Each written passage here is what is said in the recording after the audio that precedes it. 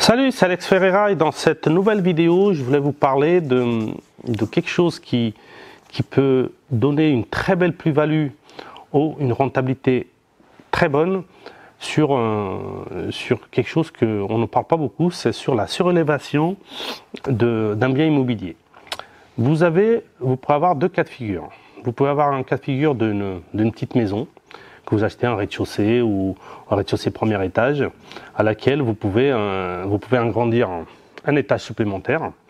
Ou sinon, vous avez la possibilité, par exemple, vous achetez un immeuble, un petit immeuble, et les immeubles à côté sont beaucoup plus grands, et à laquelle vous pouvez des fois racheter un, voire deux étages.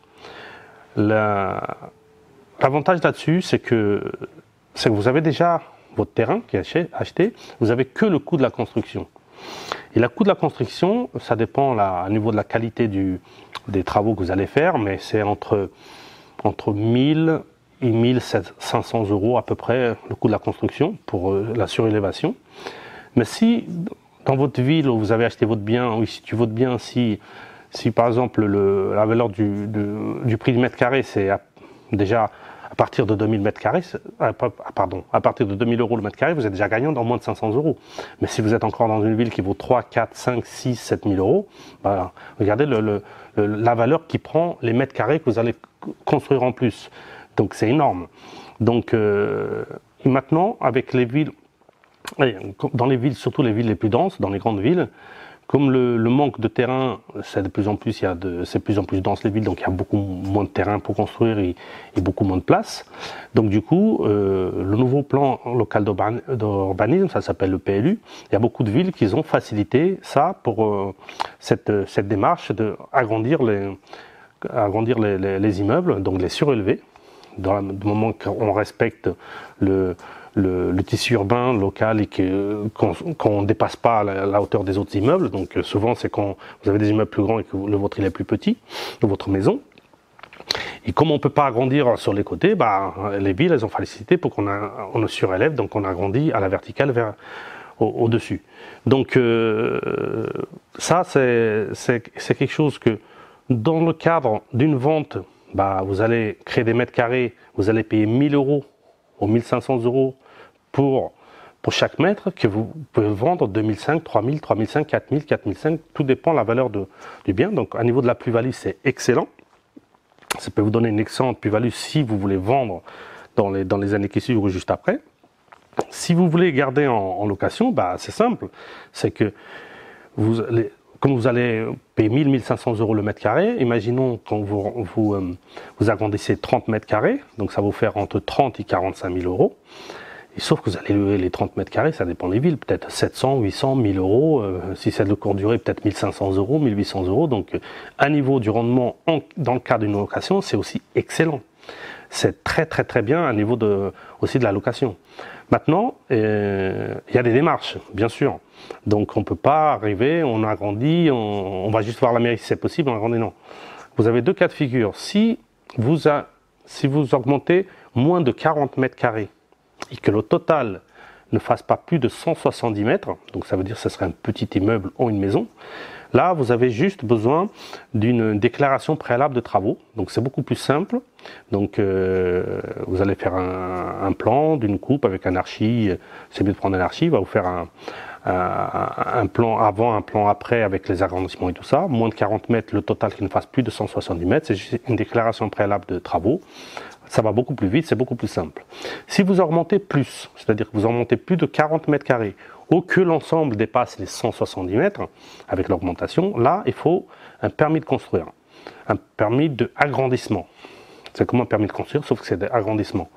Donc là, c'est pareil, il faut prendre un architecte, et là, ça met un peu plus longtemps, c'est un peu plus... il y a un peu plus de paperasse, il y a un peu plus de papier, et c'est un peu plus... voilà, ça donne un peu plus de boulot, mais ça se fait aussi très bien. Donc là, il faut déposer ce permis d'agrandissement, il faut l'instruire. Après, la mairie, ils vont avoir un certain temps pour vous sortir le permis. Il faut afficher le permis. Après, il faut attendre toujours 2 mois pour voir s'il n'y a pas de recours de voisinage. Ça, malheureusement, en France, on a de plus en plus de recours, parce que les gens, pour un an, ils font des recours. Souvent même c'est pour gagner un peu d'argent. C'est pour ça qu'ils font souvent des recours. Mais mais si vous respectez bien tout ce qu'il y a dans ce que la mairie vous demande dans le plan local d'urbanisme, voilà, il y a forte chance que vous n'ayez pas de recours et que vous puissiez faire votre agrandissement. Donc ça, c'est dans un cadre aussi de l'immeuble que vous achetez, d'une maison, à laquelle, pareil, vous pouvez faire l'augmentation, c'est créer une autre pièce, ou c'est créer un autre lot, ou un autre espace de vie.